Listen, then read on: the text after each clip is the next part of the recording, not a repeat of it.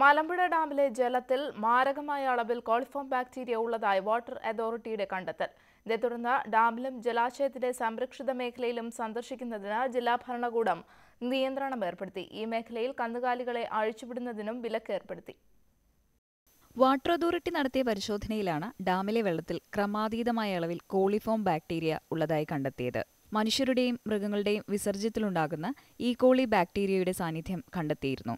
ലക്ഷക്കണക്കിന് ആളുകൾക്ക് മലമ്പുഴ ഡാമിൽ നിന്നുള്ള വെള്ളമാണ് വിതരണം ചെയ്യുന്നത്. ഈ സാഹചര്യത്തിലാണ് ഡാം പരിസരത്ത് വൻതോതിൽ കന്നുകാലികളെ അഴിച്ചുവിടുന്നത് തടഞ്ഞുകൊണ്ട് ജില്ലാ കളക്ടർ ഉത്തരവിട്ടത്. നിശ്ചിത സമയത്തിനകം ഡാം പരിസരത്ത് നിന്നും അനധികൃതമായി വളർത്തുന്ന കന്നുകാലികളെ മാറ്റിയില്ലെങ്കിൽ ലേലം ചെയ്യുമെന്നും കളക്ടർ അറിയിച്ചു. നമ്മുടെ നാട്ടിലുള്ളവരല്ല, പുറമേയുള്ള നാട്ടിൽ നിന്നുള്ള ആൾക്കാരാണ് കൂടുതലും. ഏകദേശം 2000-ഓളം പോത്തുകൾ അവിടെ മേയാൻ വിടുന്നുണ്ട് എന്നുള്ളതാണ് കിട്ടിയ ഇൻഫർമേഷൻ.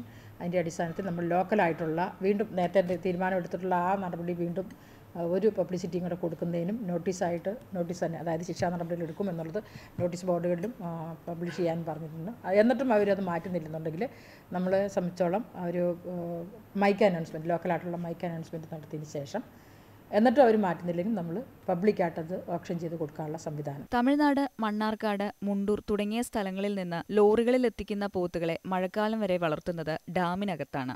ഇതുമൂലമുണ്ടാകുന്ന കലക്കവെള്ളമാണ് ശുദ്ധീകരണ പ്ലാന്റിലേക്ക് എത്തിയിരുന്നത്. ഇതേ തുടർന്നാണ് പോത്തു വളർത്തൽ അവസാനിപ്പിക്കാൻ നടപടികളുമായി ജില്ലാ ഭരണകൂടം രംഗത്തെത്തിയത്. ന്യൂസ് 18 പാലക്കാട്.